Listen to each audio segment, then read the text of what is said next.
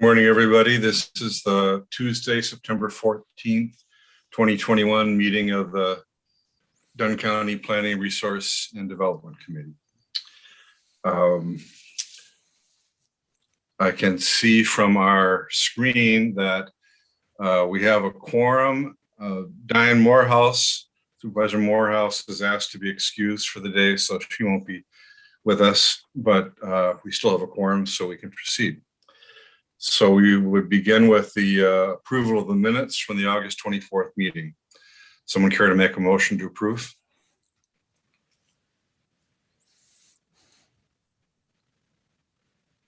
I make a motion to approve the minutes. Supervisor Kinnear, thank you. Second? I'll second it. I'll second it. Thank you. Supervisor Anderson seconds. Any discussion or corrections? Okay. All in favor of approval of the minutes as presented, say aye. Aye. Aye. Aye. Anyone opposed, say no. Okay, the minutes are approved. We did have one public comment, as I understand it, and I'll ask Mr. Carlson to read that, please. Sure. Thank you, Tom.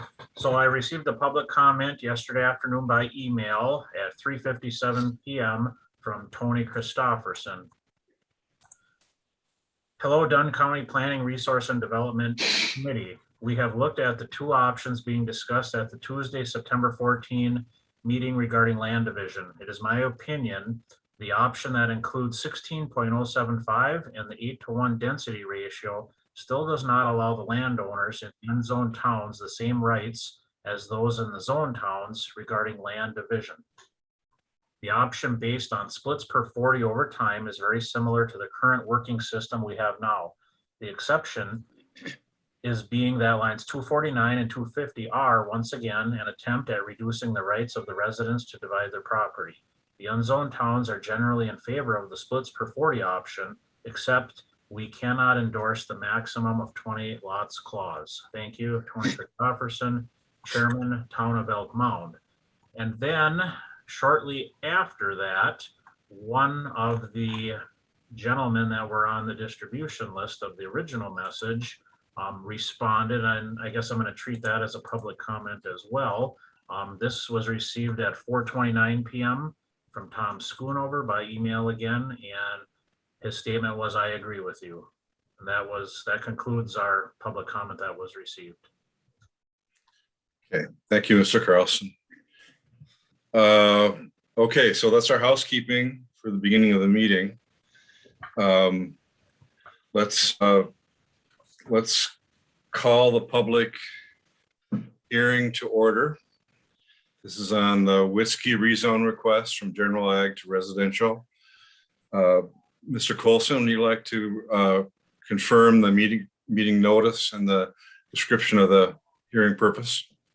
Yes, good morning, everyone. So this was properly noticed, and we have an affidavit in the file that it was properly noticed. And this is for the Ray Whitkey applicant at N7670 State Highway 25, Menominee, Wisconsin, 54751. He's made a request to rezone a parcel of land from GA, General Agriculture, to Residential 1, R1. And it's described as Lot 2 and Lot 4 of Certified Survey Map 3492, recorded in volume 16 of Certified Survey Maps on page 112 as document 540934, located within part of the southeast one quarter of the southeast one quarter of section 25 and part of the northeast one quarter and the northeast one quarter section 36, town 29 north, range 13 west, all in the town of Sherman, Dunn County, Wisconsin. So that was the description for the notice. When Mr. Jasperson gets to speak, the applicant is only asking to rezone a piece of land within those two parcels, and I'll let Mr. Jasperson explain that. And I also I didn't realize that I failed to put a copy of the preliminary map in with your packet. It is there today, and we can go over that. So The remainder is the staff report, and I don't know if you want me to read the staff report or if there are comments or questions about the staff. Well, I could, in light of what you just said, Bob, I think it'd be good to, the changes that are being made to what was presented to us in the packet. Sure. So the addition, if we could bring it up, would be the certified survey map, and here you can see, and we might want to swear in the applicant, Mr. Chair, just so he could comment on this.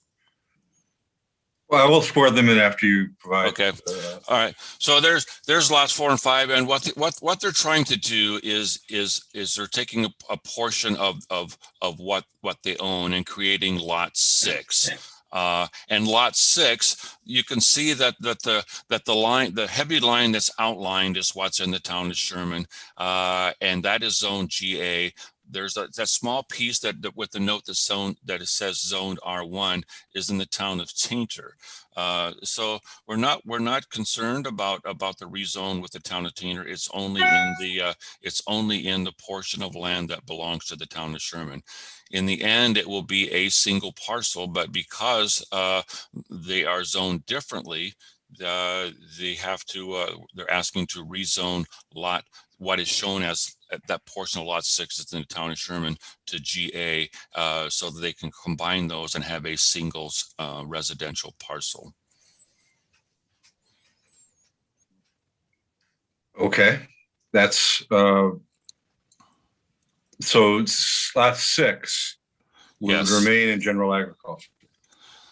Well, they're actually that's how it's zoned currently. They want it all to go to R1. So they're looking to zone that portion of lot 6 that's zone GA. They want to zone that portion to R1. Okay, I understand now.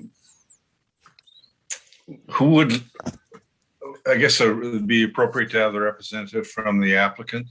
That's Mr. Jasperson, I think. Would you like to testify first? Yes, I would. Okay, then, well, do you want to, I'll swear you in, I want to raise your right hand. Do you solemnly swear to tell the truth, the whole truth, and nothing but the truth? I do. And state your name and address. Ron Jasperson. Home address is W5261 Pine Street, Durand, Wisconsin, 54736. Thank you. Go ahead, Ron. Okay, yeah, we were contacted by a representative of Ray. He wanted to take what it was before was lots 2 and 4 of certified survey map number 3492, which was lots 2 and 4. And what they wanted to do was realign lots 2 and 4. And what we did was what you see in front of you is lots 5 and 6 in the town of Sherman. Both of those parcels are zoned general ag.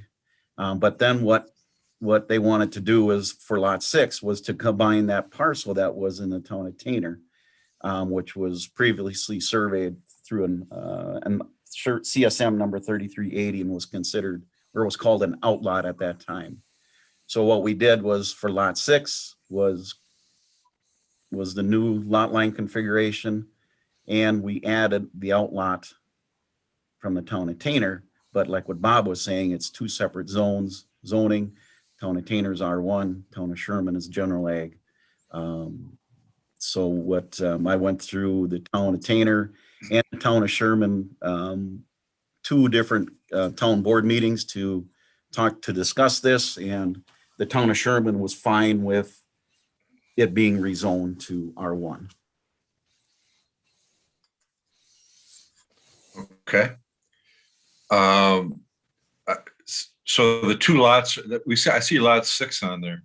Lot 5 is where is that? All the way up there? Yes. Yep. Okay. All right. So, Mr. Chair, what it is they reconfigured, and when they reconfigure, those lots are renumbered, and so 5 and 6 are the new lots because they're writing over 2 and 4 and reconfiguring. So, Okay. And lot 5 now, I apologize. So lot 5 is now general ag also. And it will remain general ag. Okay. Okay, any questions from the committee of Mr. Jasperson?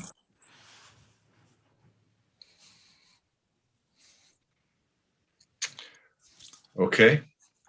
Mr. Bauer, Yes, I need to swear you in. You want to raise your right hand? Do you solemnly swear to tell the truth, the whole truth, and nothing but the truth? I do. Name and address?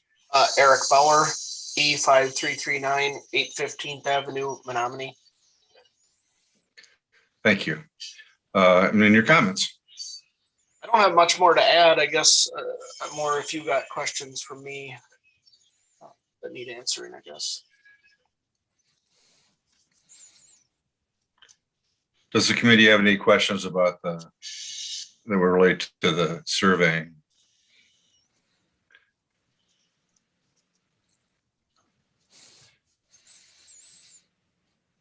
Okay, are there other questions or comments that the committee has with regard to this request? Anything we'd like to ask Mr. Colson or either of the testifiers?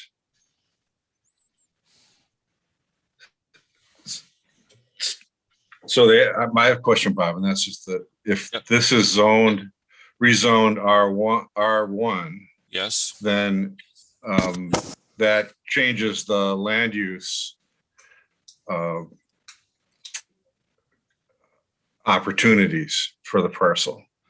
And I'm assuming that the applicant is aware of that. So Yes, Mr. Chair, if I could. So currently, we know that we can't do this because they're two separate zones if they're going to have a single parcel.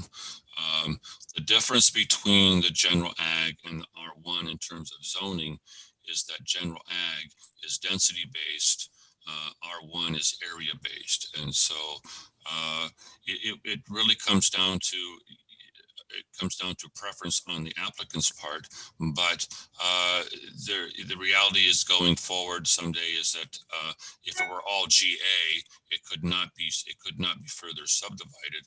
But if it's R1, potentially there is a possibility that it could be subdivided because R1 has a minimum 1 acre. It's 2.54 acres. So in theory, it could be subdivided once it's zoned to R1 if that's what happens with it today. But in GA, if it was all GA, then it could not be further subdivided because it's density based. thank you. It looked like from the narrative and the photo that a portion of lot 6 was being used as outdoor storage for the business that's associated on the adjacent commercial property. Is that correct? It's what it looks like in the photo. I think that maybe Mr. Bauer may be able to address that. Yeah, currently it's just using the park overflow. And the question I would have is that use allowed in residential, or even for that matter in general ag? Mr. Colson. It's just storing of their personal stuff. It's not a contractor storage yard. It's just storage of equipment for their business. And so I don't know that it would be any different than just storing your boat and stuff. And well, so it is storage for a business. It is storage.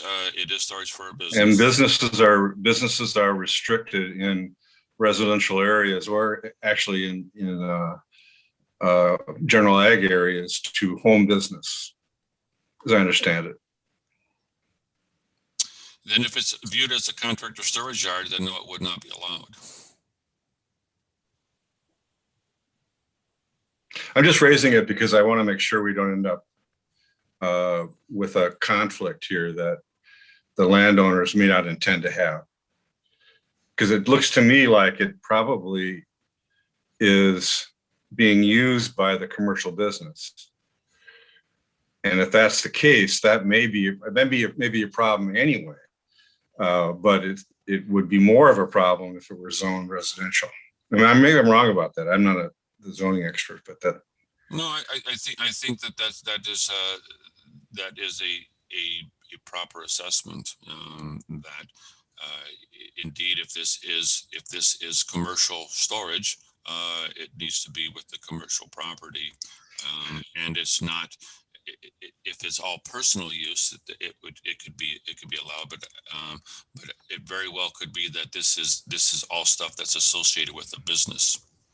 And the owner can address that, but it may need to be addressed, especially if it's rezoned.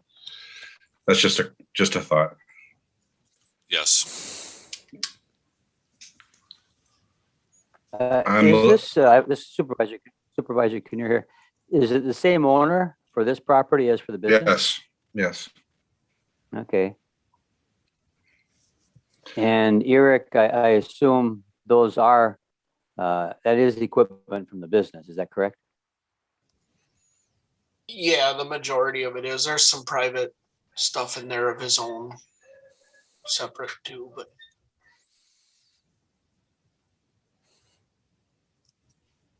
And if this is a problem, Eric, do you want to go through with this? I don't have the answer to that. I guess we could relay that to the owner at that point. As far as I know, he was aware of any conflict if it was switched over. So I'm assuming that he would still want to go through with it. I don't see no reason, unless you give a reason it wouldn't work.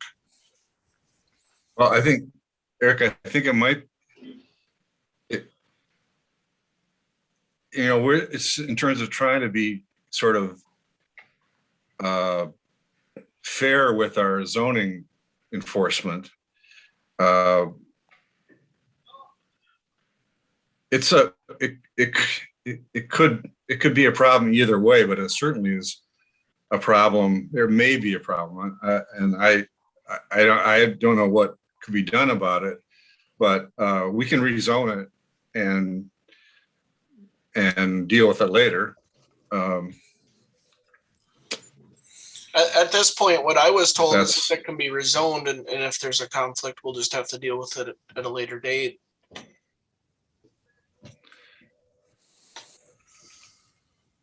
Okay. And but Bob, has the town of Sheridan provided you with a review of this? I have not seen that yet, no. At the time this went out, I have not seen it. Mr. Jasperson has indicated that he was before the town, but I have not seen it, so. Yeah, one of the meetings I went to the town of Sherman, I provided a narrative to the township reasoning for the rezone. That was in May. So it was either in their May or their June minutes where they made it in their minutes that they would accept the zoning from general ag to R1 for this parcel. So technically, if the county were to rezone this, and the town has an issue with it, there's still a process that the town could follow, the same as they would regardless of the comments. That there is a process that the town could follow to overturn that decision. It's the same process regardless of what the town's comments are. Normally, Right. the county likes to know what the town's position is just because. Can I ask what the intention is for the rezone? The use of the property once rezoned? As far as right now, nothing. It's more for future for, I believe, is when his kids take over, if they choose to build a house there. Okay. No intention on selling or lotting off to any other people, I guess. Okay. Any other questions from the committee? Mr. Chairman, This is Yes. Go ahead, Gary. I wonder if it wouldn't be a good idea to maybe just postpone it until we hear from the owner about the storage. And I've also would like to see that, like letter from the township in support of it. That's my only comment. Thank you. Yeah. Anybody else? Mr. Chair, Supervisor Kinnear. Mike. I have to agree with Gary. We've always asked for the written copy from the town board, and I feel uncomfortable being put in a position of having to enforce something after we've approved a rezone. I don't see a problem with rezoning it if we get those cleared up, but I'd like to postpone it too. Okay. Any other comments? Any other comments from Ron or Gary or Eric? Well, then we'll close the public hearing. And in order to facilitate action or movement on this, we'll move the agenda item up from the bottom to now, to this point. And I'll entertain discussion and possible action on how to handle the request for rezone. So what I heard in the public hearing was that there was some interest in postponing this decision, and so some of those, the official letter from the town, and perhaps some opportunity for the landowner to consider the possible use considerations. Any further discussion of that? Any just general discussion of how you want to proceed? You want to move to approve? You want to move to postpone?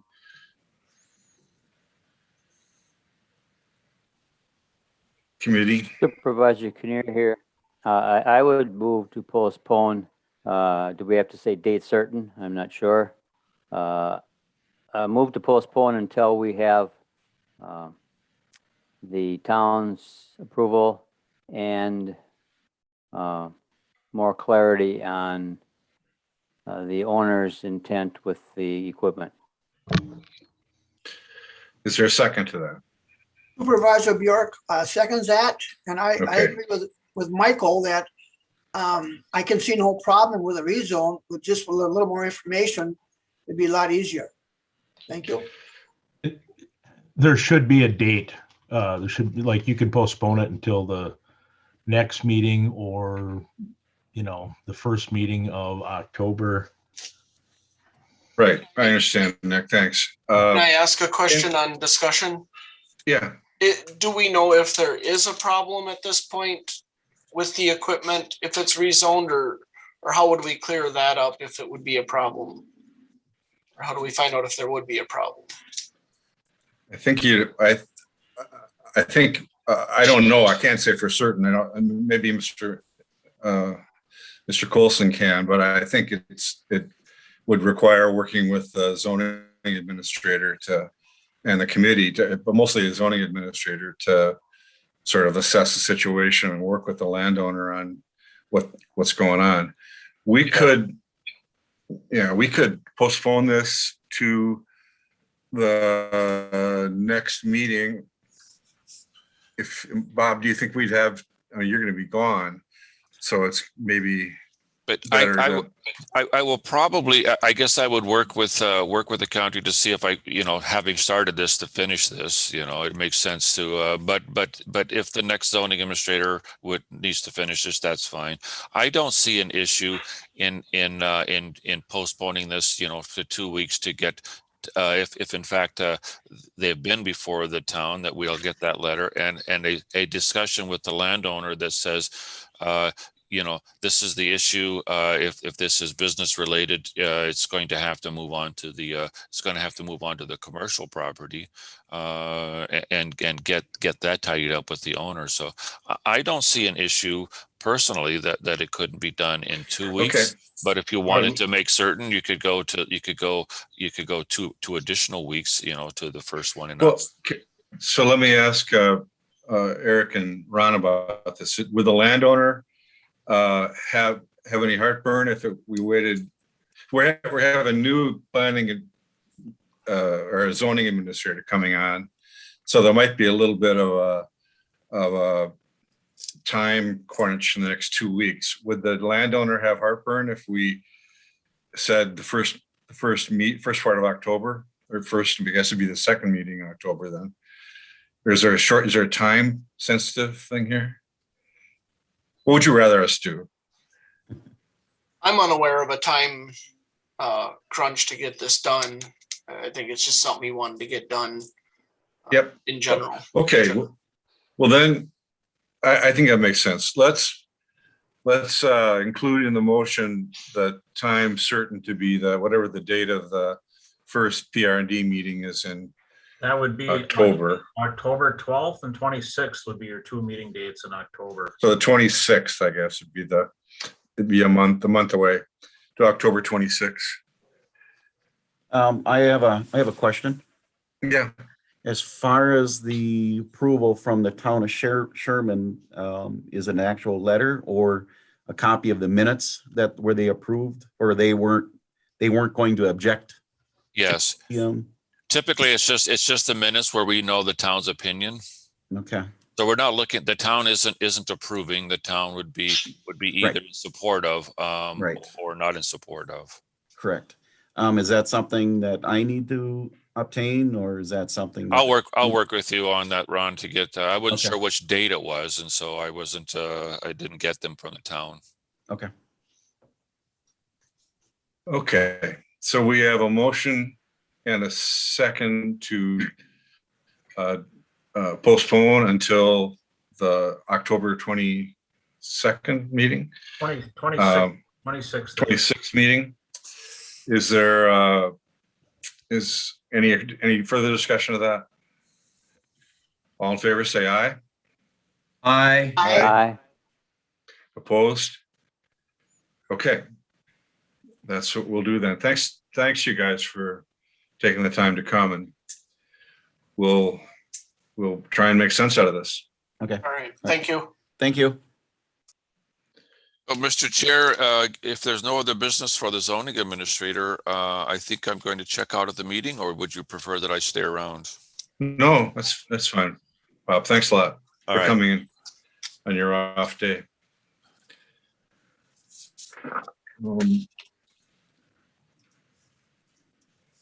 Let's see.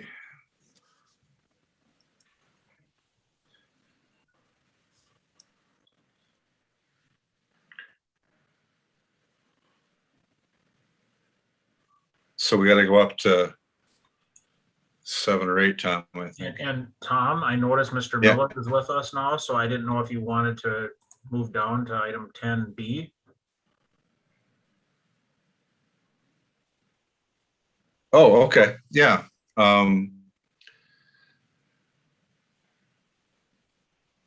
Yeah, if Paul, just to be respectful of Mr. Miller's time, let's move without objection. Would it be okay for the committee to deal with 10B now that we've taken care of 10A? 10B is the discussion we talked about last time on possible action on removing the ENS position. We have a rescinding resolution developed by corporate counsel. Would someone care to start the discussion? Would someone please make a motion to accept this resolution? Supervisor Kinnear here. I make a motion to accept the resolution. Thank you. Is there a second? Supervisor Bjork seconds. Okay. I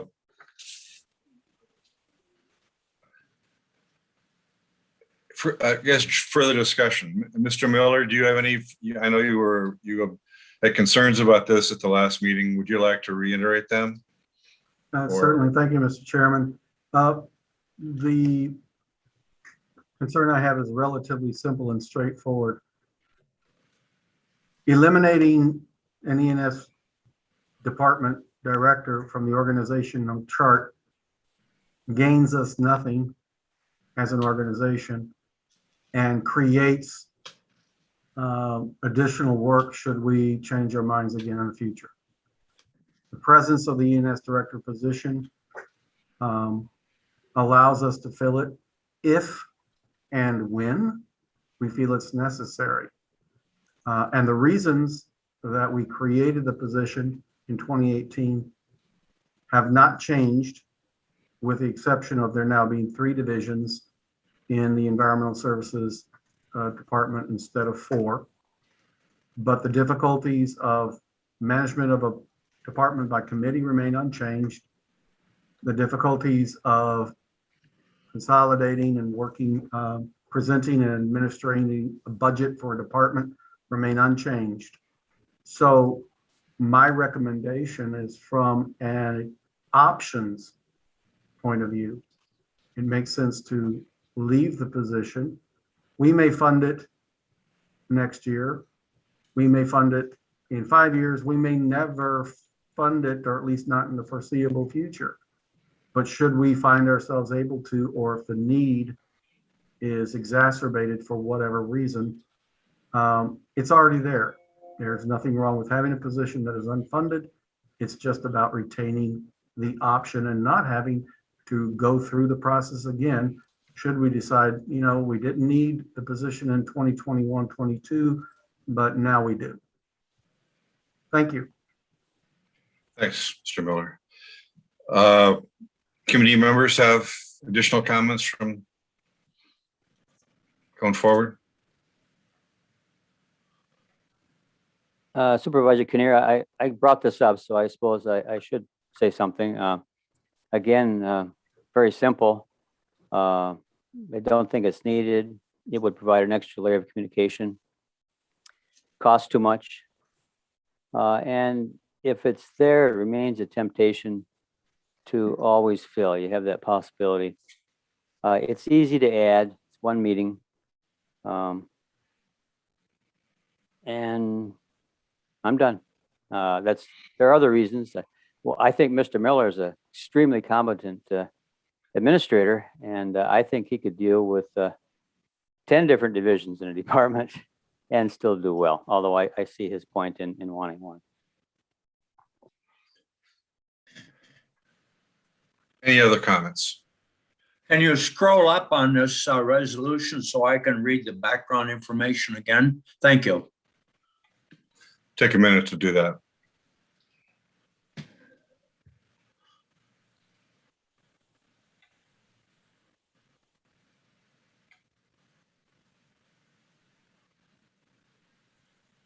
Thank you.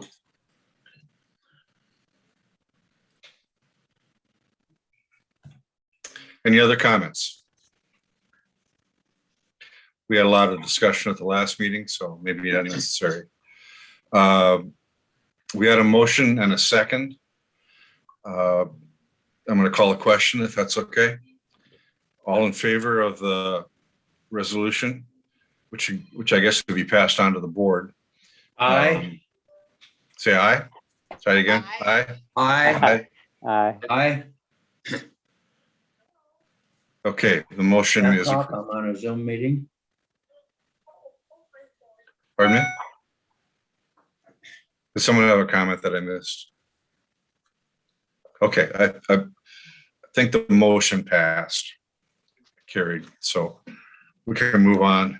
Let's go back up then in the agenda to numbers. I guess maybe it was okay with folks, since Mr. Miller is here, go to next to item number 7. Is there an objection to that? I know he's had discussions with Anna Wadzarczyk subsequent to our decision to hire and the actual hiring. So, Paul, would you care to sort of introduce the committee to this hire and why we made it? Your thoughts are about it? Thank you. Yeah, we're pleased to announce that Anna Wadzarczyk from St. Croix Planning and Zoning Office has agreed to be the county planner zoning administrator for Dunn County. Her first day is actually tomorrow. I will be working with her on orientation.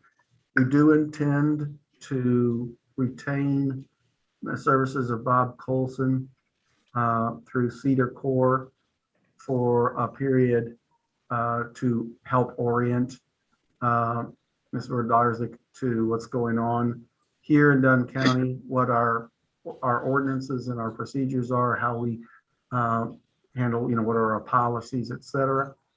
So you'll get an opportunity to meet her at your next meeting on the 28th. And hopefully by that time, she'll at least have a working knowledge of the range of duties and have some beginning familiarity with staff. I will continue to work with her as I do with all new department heads on a regular basis. I have a practice essentially with new department heads of meeting with them weekly to answer questions, to provide guidance, where it's needed. From my own background that I have a career in planning and zoning, so this one may be easier than some because I can talk some of the technical details with her. But we were impressed with Ms. Wodarczyk. The interview committee included Chairman Quinn. We were impressed with her background and her ability, and we're looking forward to her beginning. Thank you. Mr. Chairman. Yes, Jim. Thank you, Paul. I want to know for sure, does Anna fit into our organizational chart exactly where Bob Colson was, and are the responsibilities exactly the same as Bob Colson had? Yes.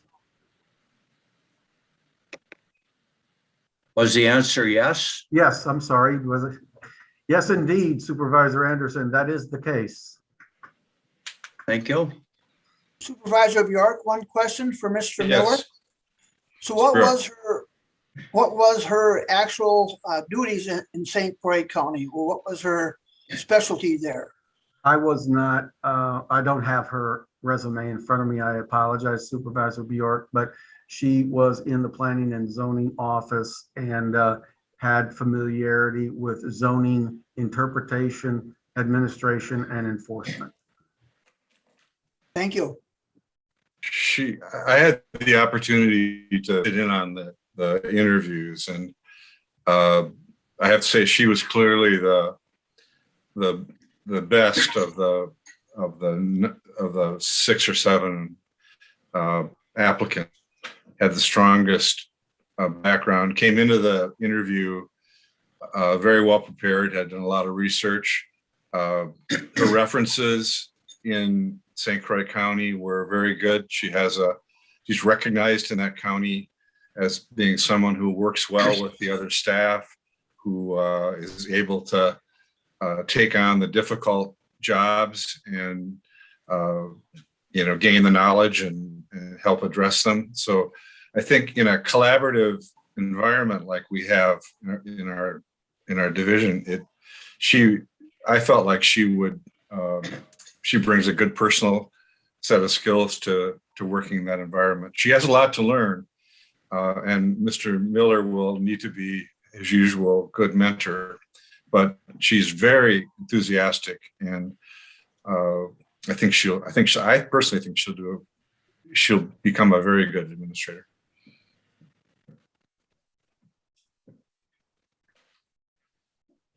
Any other questions? Okay. Thanks, Paul, for sharing that. Then we'll move on to the staff report section. Just review this. Register of Deeds. People had this ahead of time, so if you have any questions, ask them. Supervisor Kinnear, I'm just curious, Heather, are your percentage of recordings submitted electronically going up all the time? Yes, they are. Thankfully, because through COVID, especially when we were short-staffed or rotating staff through the office, we wouldn't have been able to keep up with the amount of documents. But yeah, we were at 30%, 34% in 2019, and in August, 76%. So yeah, we're seeing a great increase.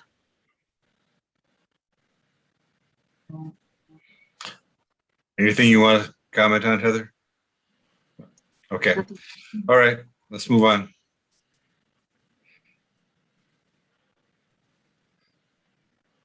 Survey Division? Any questions?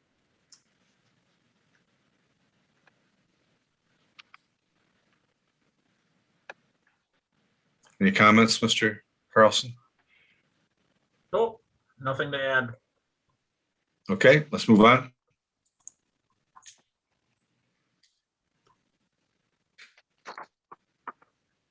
Any questions for Mr. Cummings?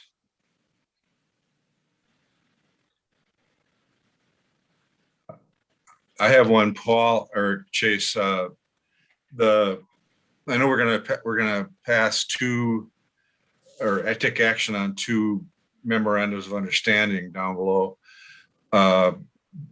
Is that just I know, but I also know that the Hay River Group did not get funded last round. So is the memorandum of understanding just sort of carried forward as long as there's any funding left in that project? Is that the process? That's correct. Basically, the memorandum of understanding is to continue a partnership with those organizations, and when grant funds are available and they choose to apply for, so for example, there's a 2022 grant cycle deadline at the end of the month here, and that particularly the Hay River will be applying again, even though they were not funded last year, hoping to modify their application and get funding for 2022. So the MOUs are basically just to lay out that continuous partnership with the county. It's a requirement for those grant applications. Mr. Chairman, I have a question of Chase. Yes. Chase, thank you. This is a very comprehensive report, and as I read it, and you talked about grants. Does it look like in the future that this availability of grants for many of these projects is going to continue about the level that we've had, so that we can expect to get many of those? I think it's going to ebb and flow with state budget cycles as it has throughout the years. For the most part, the farmer-led watershed groups or producer-led watershed group grants have been very supported through the state budget process, and especially with the varying entities that weigh in on those types of things. So I envision that funding will likely remain, as well as potentially even increase in the future. Some of the other grants that I referenced within my report are compliance related grants. So being required to offer cost share for landowners to comply with either local ordinance or state code. Those grants have historically been available. The funding goes up and down with state budget as well, but typically there's money in those pools. However, those funding sources are limited, so they're competitive grants. So yeah. The unfortunate part is that we may have a resource concern or a compliance issue that we need to offer cost share for, but we can't get our hands on the cost share funds in a timely manner or in the amount appropriate. So that delays a lot of the projects. So, you know, that funding program, those grant programs are there. It just depends on, you know, where our projects rank in that competitive process. Thank you, Chase. Yep. Mr. Chairman, I'd like to have a question for Chase. Because the Hay River wasn't funded, is part of the reason is that there's getting to be more farmer-led like watersheds, and there's only so much money, so they have to go that route? Yeah, that's correct, Supervisor Bjork. You know, those are competitive grants as well. So I was not around last year for that grant application, but my understanding was that it did not rank high enough to compete with the growing number of producer-led watersheds in the state. So that's where our staff and the work with the local producer-led groups is important to complete an application that can be competitive. One thing that we're encouraging the producer-led groups to consider is more work in the world of groundwater. And that has been a little bit hesitant, throughout the state by some groups. However, the state, when they look at ranking and scoring, do provide more points, I guess, if you will, towards projects that address not only surface water, but also groundwater. So, that'll be the next process with these grant applications, is making sure that we can have the most competitive grant applications as possible to receive funding. But again, it's no guarantee because those funds are limited. Mr. Chairman, can I add one other comment? Yes. Thank you. Chairman Quinn was at my CR&T meeting yesterday, which I chair, and one of the items that we will be pushing is tourism in rural Dunn County. And it was brought up, the snowmobile organization and all-terrain vehicles and other things will be a big part of our tourism attraction in Dunn County.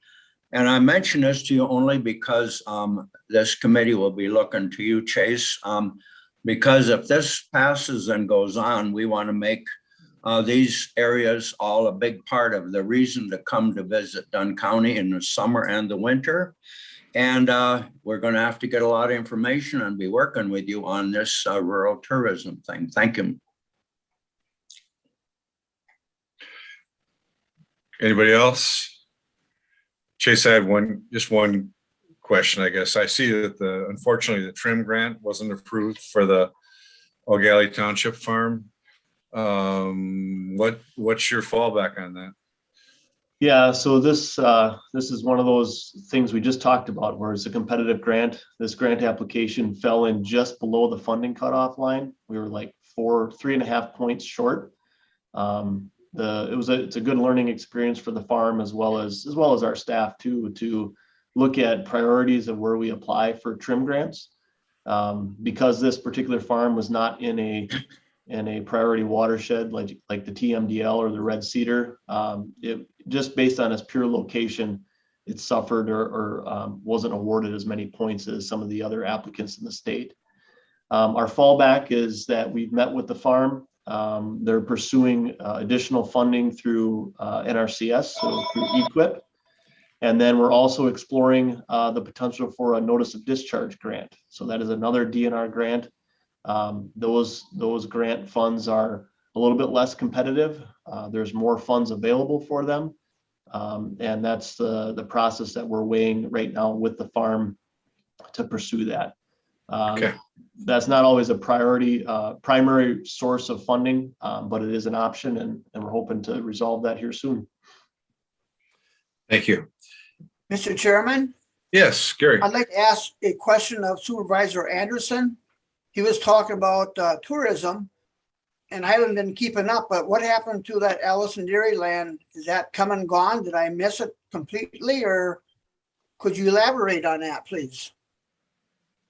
Yes, I'd be happy to, Supervisor Bjork. That's come and gone. It doesn't mean that we were on the docket, as you know, and then of course, everything changed because of COVID. And so to get it here again, we're going to have to totally reapply and start all over from scratch, which means we would be 3 to 4 years down the road on Allison Dairyland. But we haven't forgotten it. Thank you for bringing it up, Gary. It's a great thing for Dunn County. Thank you, Jim. Okay, any other questions about I think that's the last staff report, right? Let's move on then to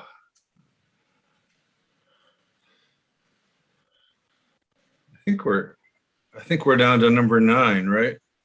Actually, 6C would be the draft land division ordinance. Oh, I'm sorry. Yeah. Okay. Draft land division ordinance.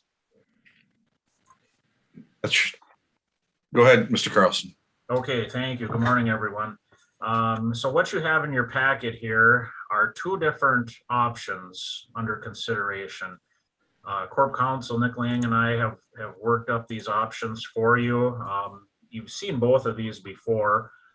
The first one I'll get into is, so the committee, the last we met on this was our July 27th meeting. So it's been a while, so to speak, and maybe this isn't as fresh in your minds as it was last meeting. So we'll just go through this again. But one option for managing new parcel creation, of course, is by a density ratio. So what we have here, and we've discussed this quite a bit in the past, is section 16.075, maximum parcel density.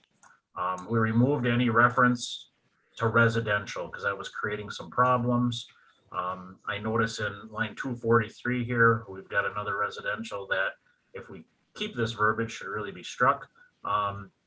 So we're looking at managing new parcel creation by density, an 8-to-1 ratio. And the discussion led into, well, how do we allow a landowner to exceed that through the variance procedure or process? So we had some items here that we talked about back on in July, the end of July, basically needing town approval, the request to be limited to the number of lots specified in the application that was submitted. We looked at our preferred land use map within our comprehensive plan, identified areas that we probably didn't want extreme density housing to be located in. And as we started going through all these things, we just feel it's really difficult to weigh an applicant's request for a variance. What are we going to weigh it against? That is concrete, something that makes sense. If we skip back into the variance section, these are comments here that Nick put in. There must be standards other than payment of a fee and simply asking for the variance. Absent other standards, there is a substantial risk of having the regulation found to be unrelated to public policy concerns. Possibly have undue hardship include land located within an unzoned town. So does this make sense to the committee members? Basically, we're struggling with how to weigh a variance request. And absent of standards, it would simply be pay a fee and ask us for our approval.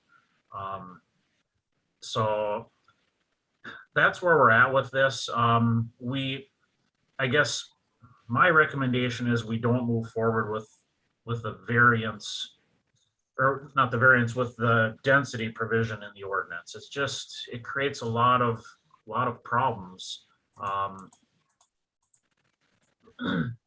So that was the maximum parcel density. And I'm gonna jump, there's other things we've modified in the draft, but I'm gonna leave those till the end. I wanna get into the second option and then I'll open it up for some questions here. So the next option would be keeping what we've had in the ordinance since 2006, and that's number of splits per 40 over time, in this case, a 5-year period.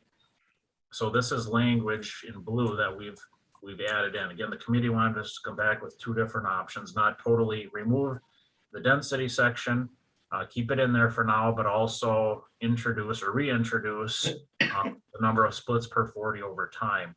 And I'm not going to read through all this. We've been through this at past meetings. One thing I will note that is an addition is line 249 and line 250. A maximum of 20 lots may be created within each quarter of government law within a contiguous tract.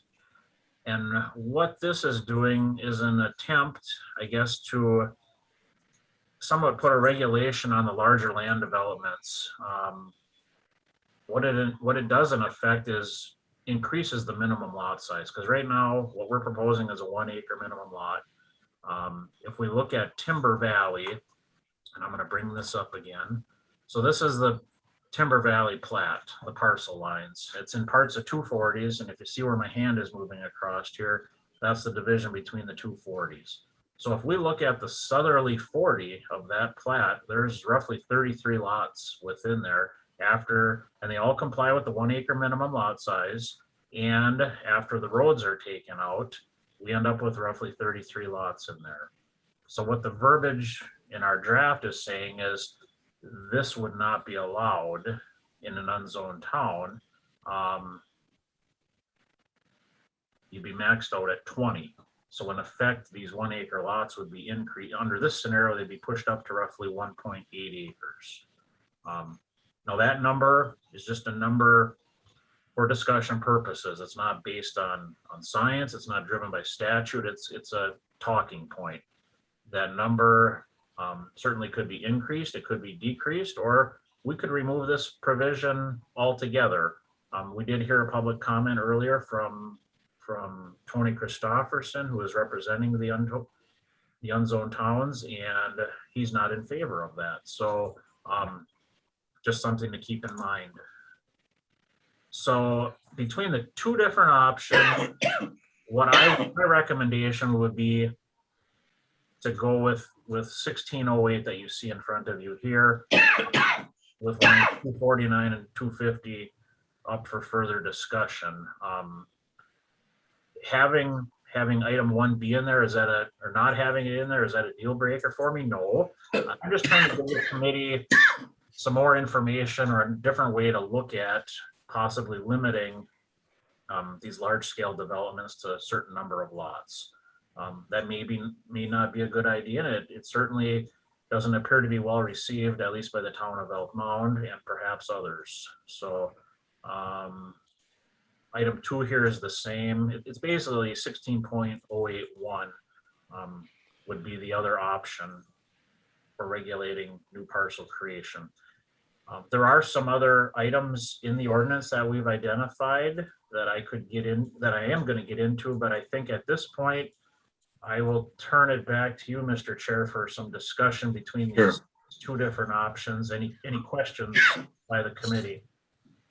Okay, and I want to note that Mr. Christofferson, as we did last time, in our effort to provide a opportunity for dialogue before we move to a formal public hearing, Mr. Christofferson has joined us on Zoom today. So without objection, I don't want to get into a big discussion, but back and forth too much, but I think it's important that we allow him time to share his comments on this too, and have some thoughtful dialogue about it.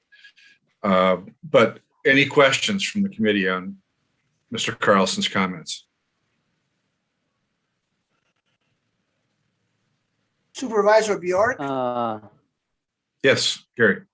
I've often thought that like a 1 acre lot all by itself is no problem, but in a high density without city sewer and water, that 1 acre is pretty minimal.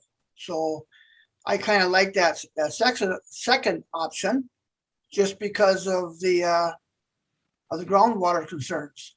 Thank you. Anybody else? Supervisor Kinnear, Mr. Chair. Yeah. Yep. Tom, is this identical to the old one except for 1B? I don't want to say yes. Tom Carlson, I mean. Yeah. Yes. It's a mirror image or very, very close to it. There's nothing really different. No. Well, item 1C. Okay. 1C is slightly different. Our current ordinance doesn't deal with somebody creating a lot that's in multiple 40s. And we run into that every once in a while and say, okay, what 40 are we going to count this split against? You get 4 per 40 in a 5-year period. We're certainly not going to create a count against each 40. That doesn't seem fair. So we've been kind of dealing with these just by discretion, but now we're actually putting this in here, a way to deal with an item 1C, which is line 251. Any lot that's created in multiple quarters shall be counted against a quarter of a government lot in which the greater area of the created lot lies. So that's the only subtle difference I see from what we currently have on the books. Thank you. I just want to step back and keep reminding myself why we're trying to make a change here. And that's what Supervisor Bjork said, to protect the groundwater especially. So I just want to keep that in mind as we go through and consider this. Chairman Quinn, you were going to say something before I interrupted. Oh, no, that's, that, I think it's good to be reminded of those comments. Question I would have, based on the comments of Mr. Christopherson in the beginning, would be the argument that, Tom, can you put up that other map? Yeah, so this is a subdivision in a zoned township. And we allow more than 20 lots on 40 in this zone township right now. So I'm not sure exactly what that means. I guess the question I'd have to Mr. Carlson is there some, these are done by subdivision and plat and not by survey map. Are there some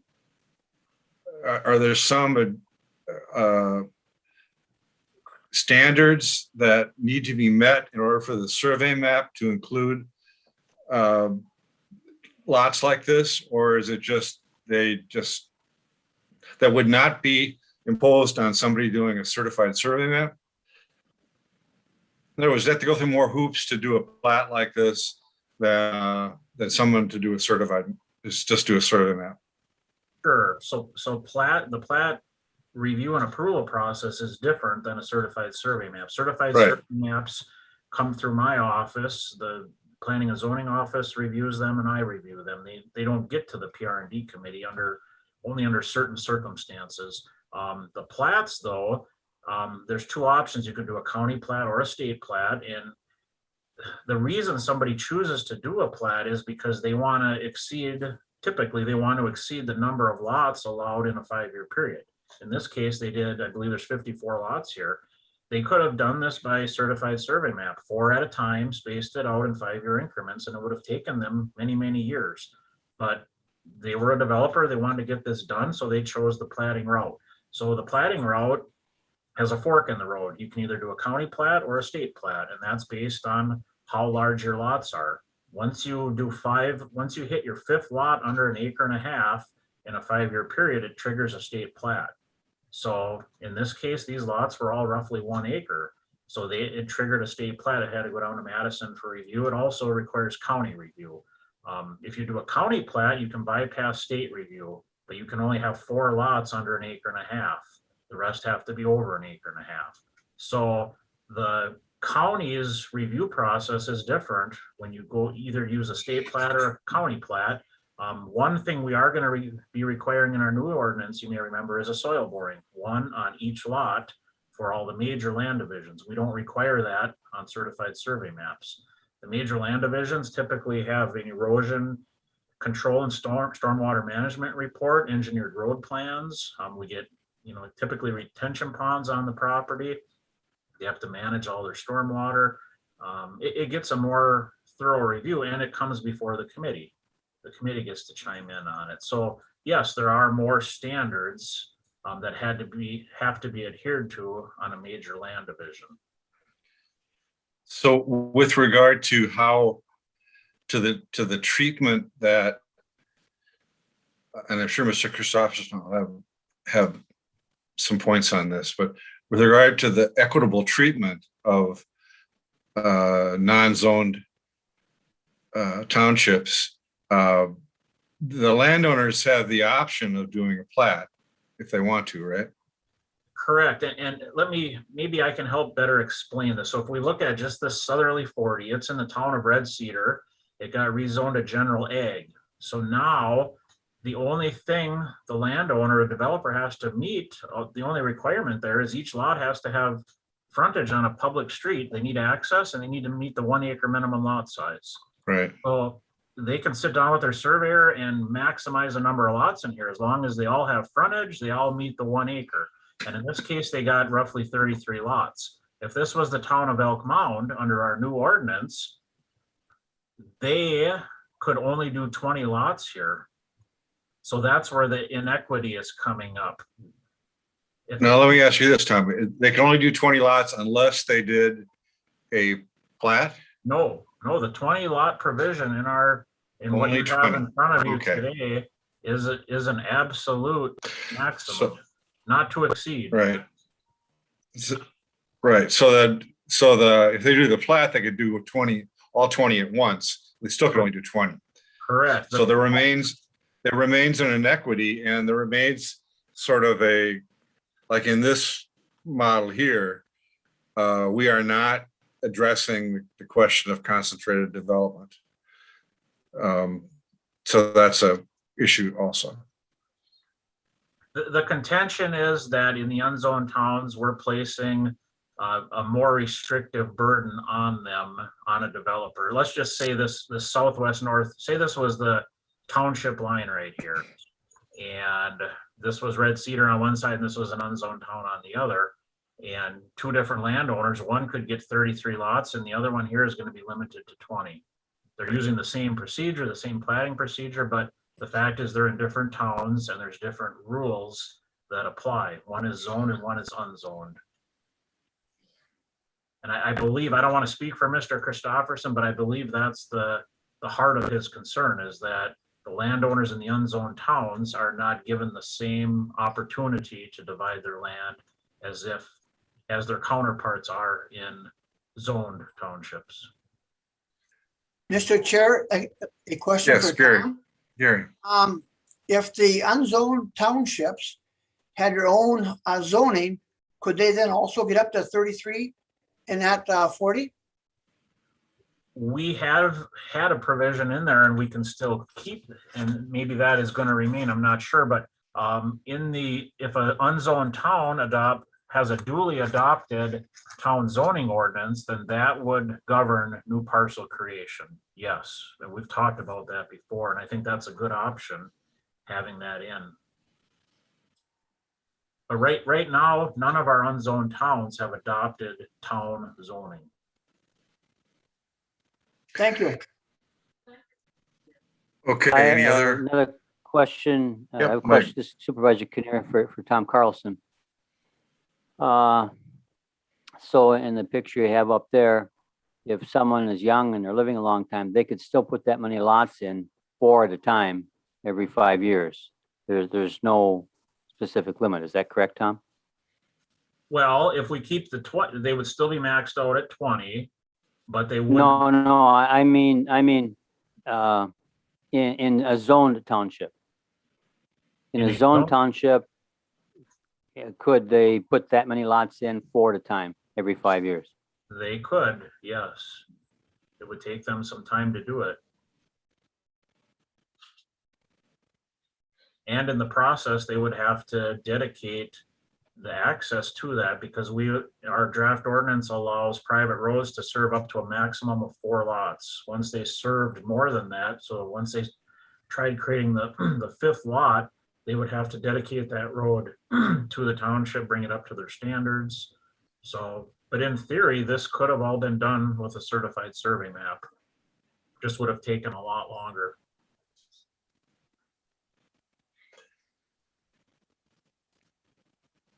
Any So other it questions seems we're at a point. from the committee? Yeah. Sorry, Mike, go Supervisor ahead. Kinnear, it seems we're at a point where how important is it to us and how effective would this be in protecting groundwater? We've got to decide, I think, and get our staff some direction. It seems like either we go with some restrictions and allow the towns to put their own zoning in, or we just say, let's go back to what we had. We need to kind of make a direction here, don't we?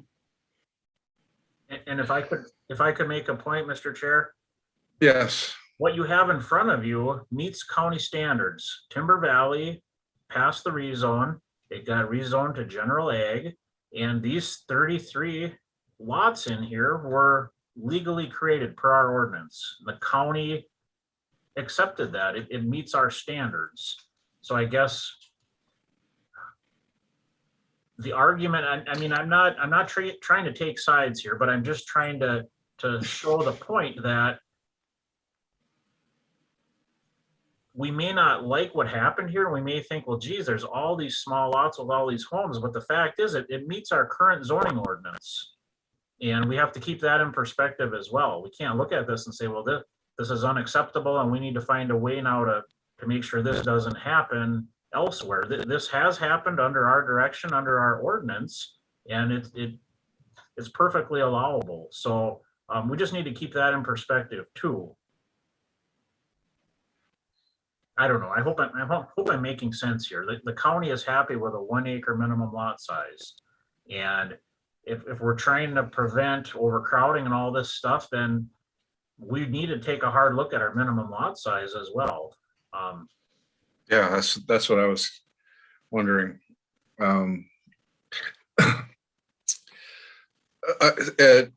Any other committee questions? If without objection, then I'm wondering if I'd like to ask Mr. Christopherson to share his perspective on how the towns view these proposals. Tony, you're there? Yes, can you hear me? Yep. Okay, so yeah, as Mr. Carlson pointed out, that going forward, the 33 lots would still be allowed in zone towns. And if you continued on with this line 249 referencing the 20 lots, the unzoned towns would only be allowed 20 lots in the same parcel area. Okay, and that's you're down to that crux of the deal. That's where we're looking at it. And obviously, you know, in our town, if it's going to go beyond the CSM, it ends up being a county plat. We just had this, I guess it was through you guys in June, as far as the Tanner plat, okay, in dividing that out there. Thanks, Tony. So Tom Carlson, we've been talking about this for so long, but I can't honestly remember whether we discussed raising the minimum lot size. No, I don't think that ever. We maybe touched on it real quick, but we didn't get into any in-depth analysis or exact numbers. I guess we have to remember our zoning ordinance has a minimum lot size of 1 acre. So we're trying to be consistent with that, and that's what we're proposing. Right. What I was talking about is our general zoning ordinance. We didn't talk about changing that at any point in time, raising that. What I'm getting at is if we were going to put in a restriction on the end zone towns, it does seem like a case can be made that it should reflect the same restrictions in zone townships. And I mean, do you have any thoughts about whether that's worth considering? Or my only thought is I can see the town's point that they are being treated differently under this than somebody in a zone town. And I guess if we're concerned about large scale developments, then we really should be looking at our zoning ordinance as well, because our zoning ordinance allows for these to happen. Oh, I see what you're saying. Yeah. I'm just going to open, I just want to go back to this because I think this is very important. I should have mentioned it before, but I put this together, presented this at our July meeting. I'm just going to go through it real quick again, but the ordinance should be easy for users to understand and interpret by both staff and others. So by density, it involves much more administrative time, which will only increase as time goes on. Interpretation can be tricky and the regulations can be confusing. Differentiating between residential and non-residential uses, well, we've nipped that.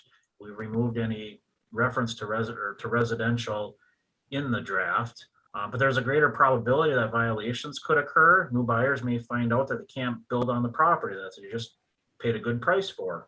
What reasons would a variance request be denied? Right now, we can't really come up with any any good reasons. And of course, the variance procedure involved in this would result in increased staff time. If we look at number of splits per 40 over time, it's certainly much easier to interpret, track, and manage. If there's a lower probability that violations are going to occur. The intended use is no longer a consideration. A big thing here is we have 2,500 parcels roughly in the unzoned towns that are less than 8 acres. Under the density provision, they couldn't be further subdivided without some type of a variance request. If we stick with regulation by number of splits per 40 over time, those 2,500 parcels could be further divided. Of course, if there's enough land there, if you've already got a 1 acre lot, well, no, you're not gonna be able to divide that. But some of these, I would say a good majority of these parcels would have options available to them. It eliminates a variance procedure, allows us to work on other items of business. So really, it's a delicate balancing act between packing too many residences into one area versus increasing the minimum lot area to a point where people can't maintain their property and land is not being used wisely. Of the 6 unzoned towns, Elk Mound and Springbrook are the most likely to see major land developments. Parcel creation through density applies to 73% of the county. That's already being regulated. So it's the other 27% that we are trying to figure out how we're going to handle this. And then lastly, are there any developments done under our current ordinance that have created a cause for concern? So I just wanted to raise these points again as we work through this discussion. Other questions or comments? Question for Tom Carlson, please. Yep. Just Sure. 2 points.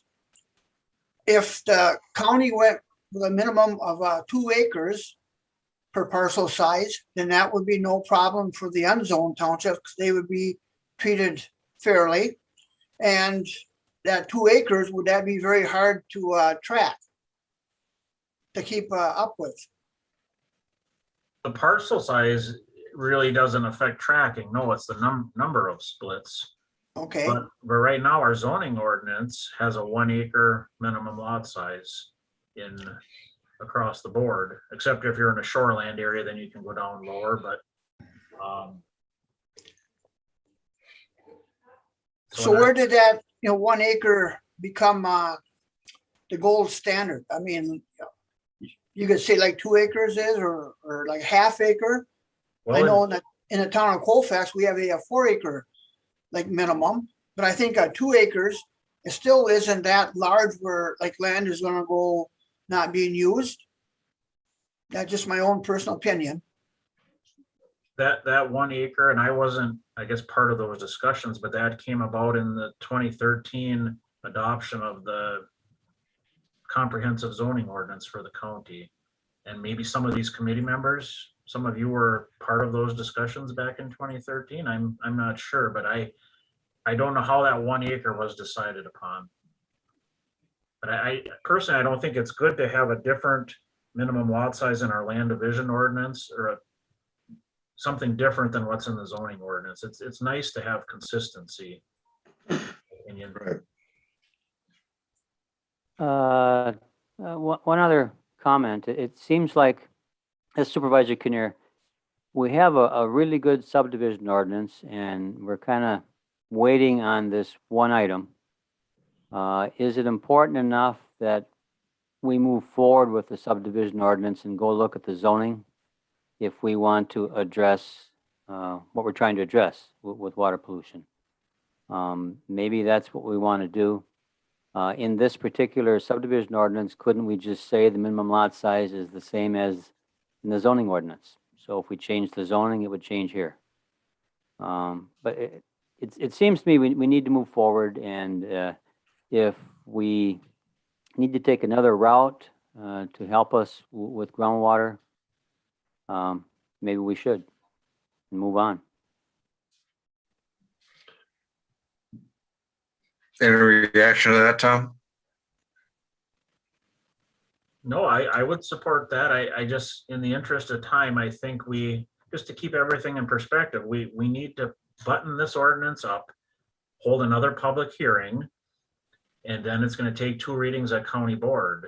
And if we would schedule that public hearing here as soon as practical, I mean, we're probably looking at, December, which I don't know, county board does not meet in December, I don't believe. So then we're looking at January. So from the time this would all get adopted, we're months away. We have to keep that in perspective. And the longer we delay decisions on this, it moves our bottom line back further and further. So I'm all for moving forward on something that is going to satisfy everybody. It's not everybody's going to be 100% completely satisfied, but we have to do, I think, what we feel is best from a policy decision, so it's generally accepted by the public.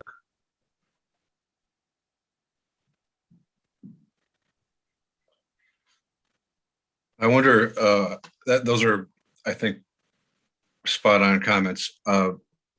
Tony Christopherson, is there any concern in the unzoned towns about the density and the potential for water quality, or is that something you don't think is a concern?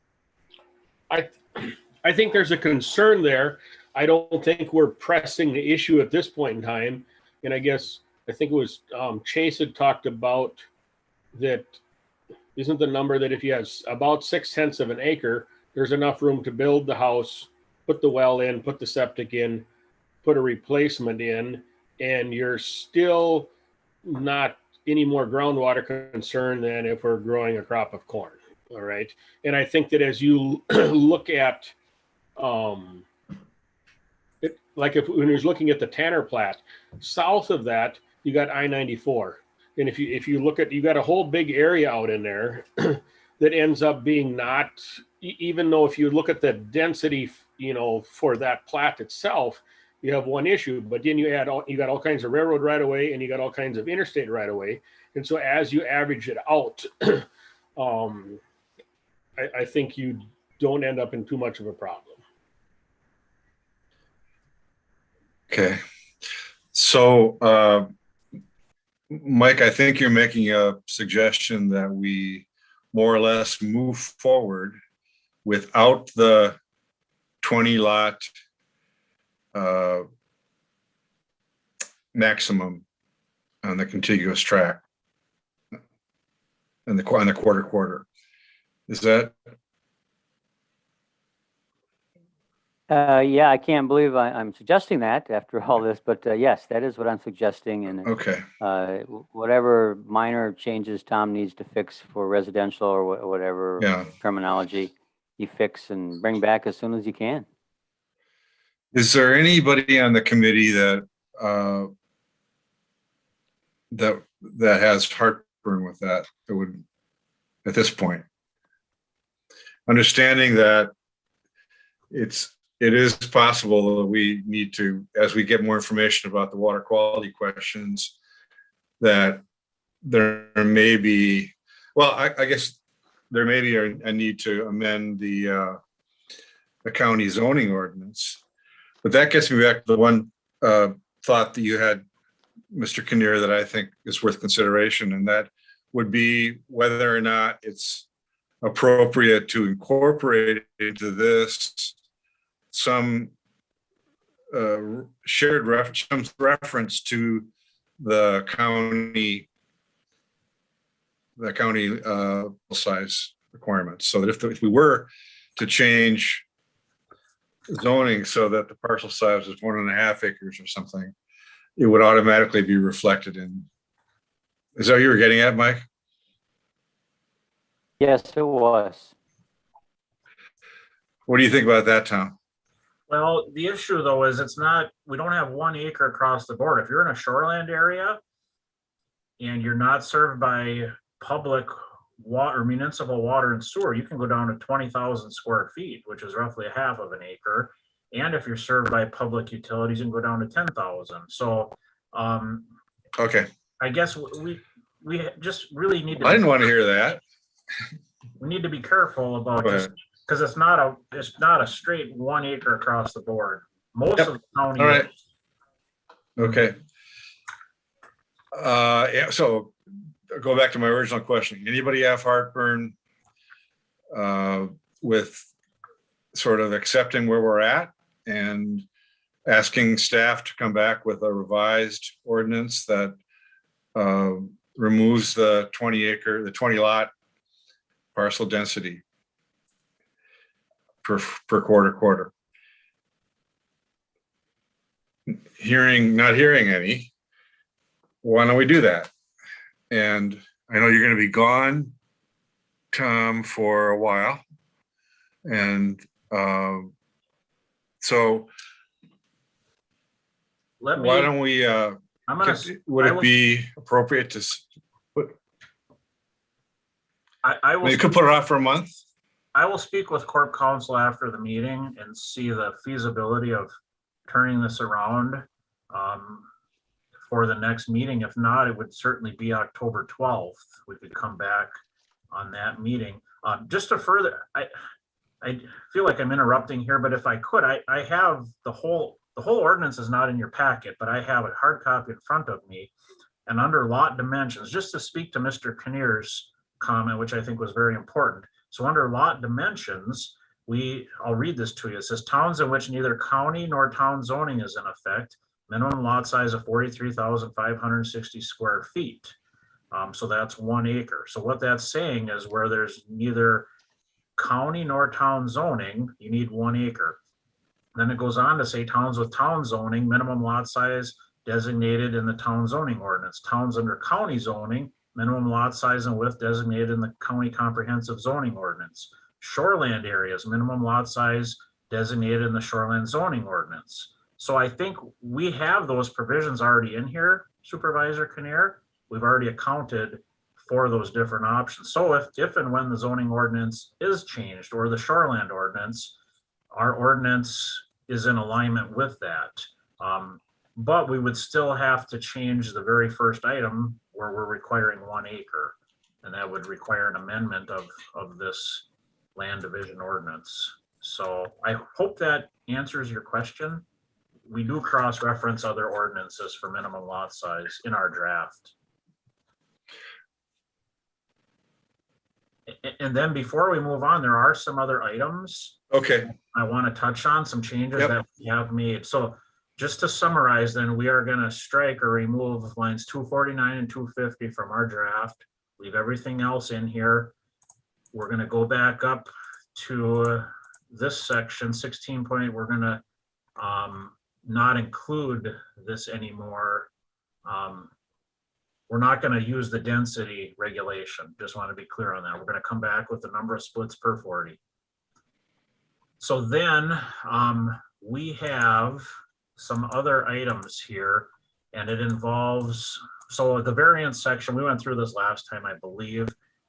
If not, we'll just go through it real quick, but we've just added a couple things here under the variance section that were missing, was an oversight. So the petitions for variance have to be submitted on forms furnished by the department and need to include A, B, and C.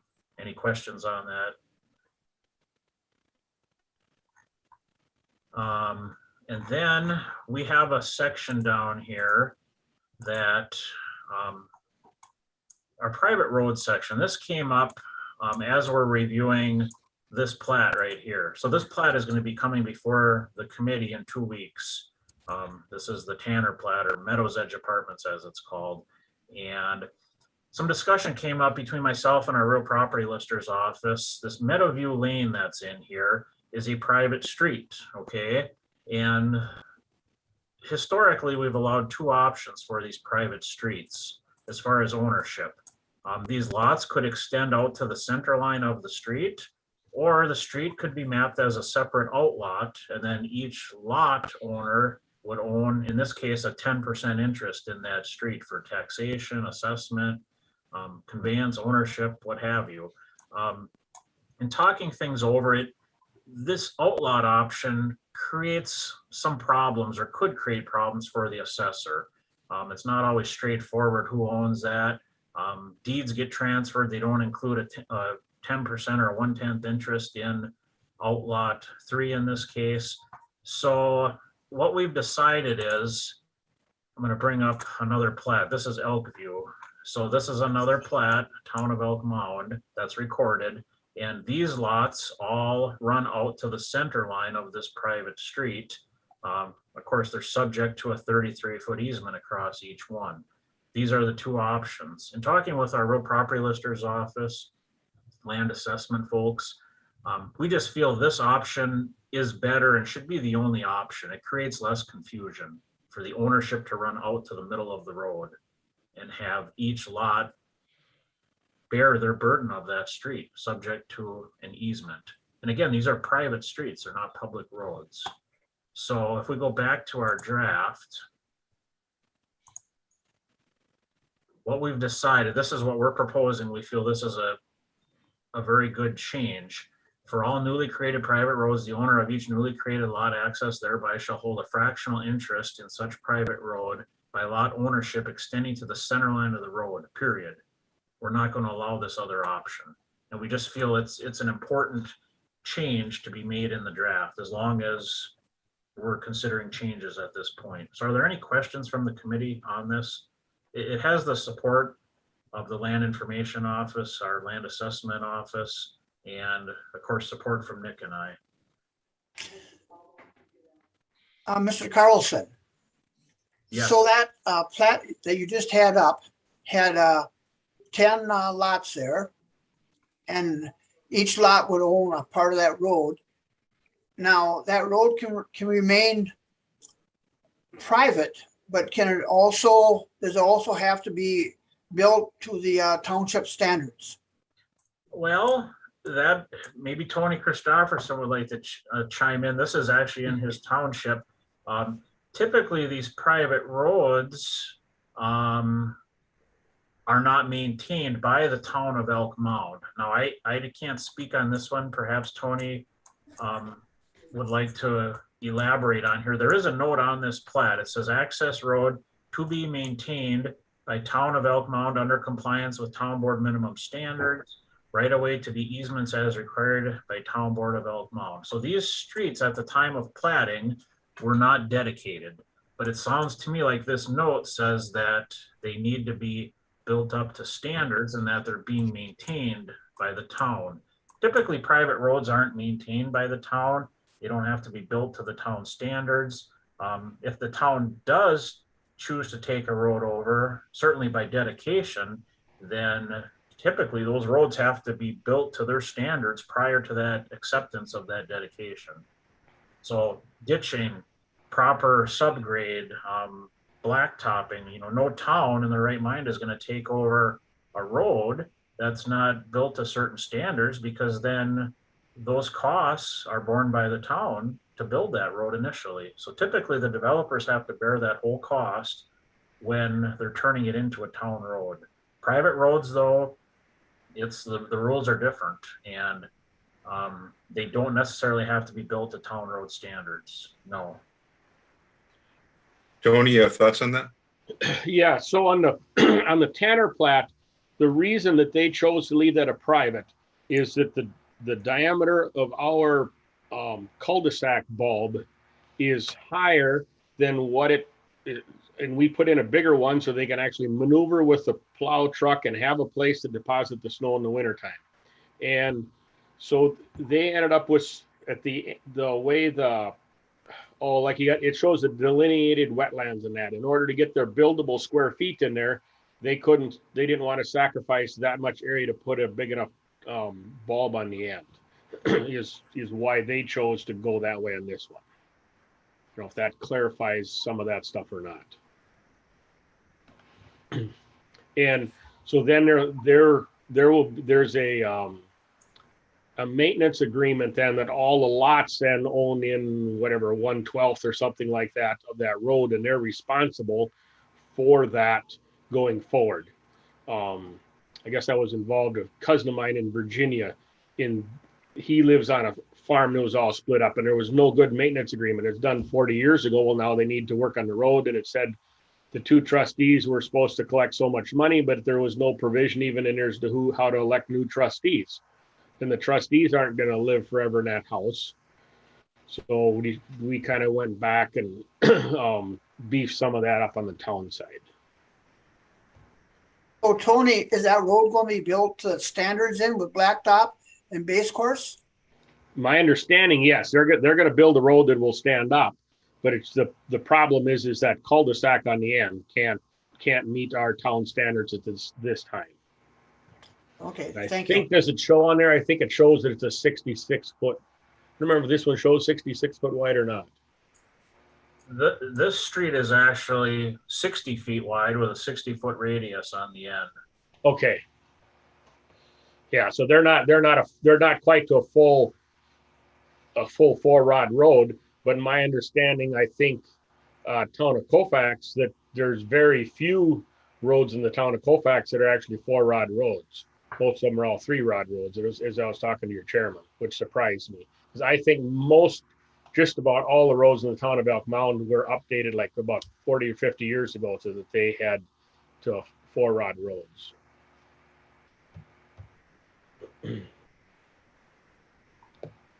Okay, any other questions?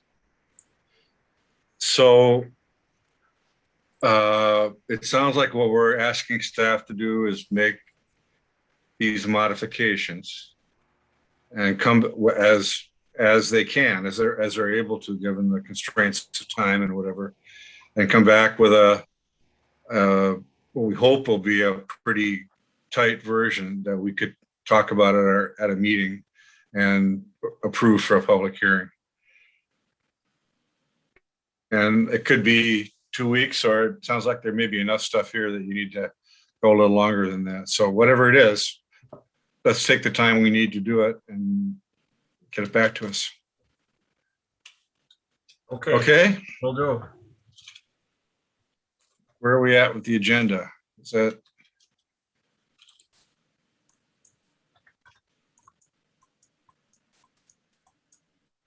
So I believe we're down on item 9. We have the two, yeah. Okay, so the memorandums for the watershed groups. Chase, you want to do this through that? Sure. So in your packet, you should have seen 2 memorandums of understanding, one for the Red Cedar Conservation Farmer-led Watershed Group, and one for the Hay River Farmer-led Watershed Council.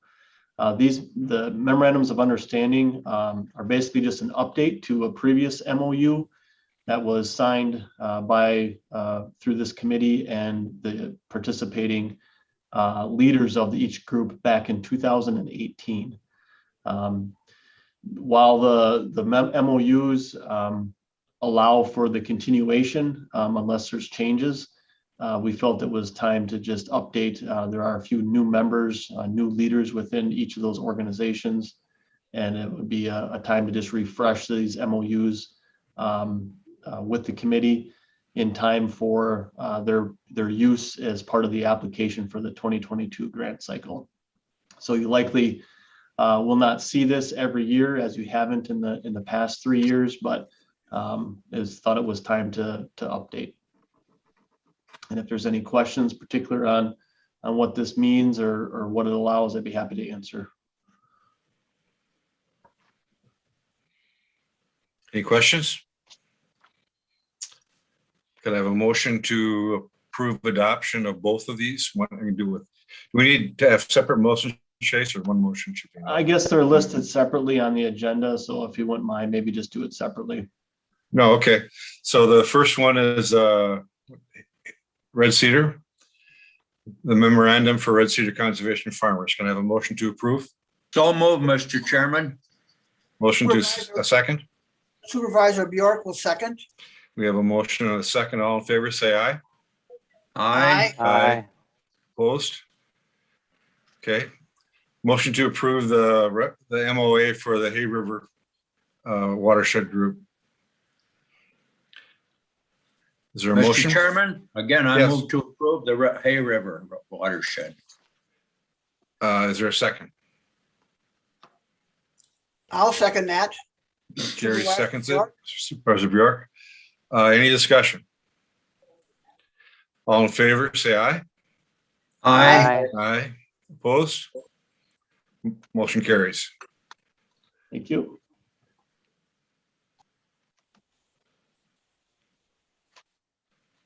I think we're done. Announcements? Yep. Mr. Chairman, putting you on notice that on our next meeting on the 28th of September, I don't know about you, will be at the La Crosse at the Wisconsin Counties Association meeting, so I will not be able to attend. Okay, I think I'm gonna skip that, Jim, and I don't think anybody else on the committee All right. has signed up to That's go, why- so we'll probably go ahead. Thank you. That's why I didn't know if you Yeah. were going or not, or anybody Right. Thanks else. Thanks for Goodbye. putting that, thanks for bringing that up. Anything else from anybody? Any announcements? Tom Quinn, I just want to say, good job catching the parking of the vehicles and so forth. I think Oh, you saved yeah. a problem in the future. Way to go. I hope so. We'll see. Okay, no other comments? Then we are adjourned. Thanks, everybody. Have a great trip, Tom. Yeah, Tom, safe trip. Good luck. Thank you, Mike, Tom.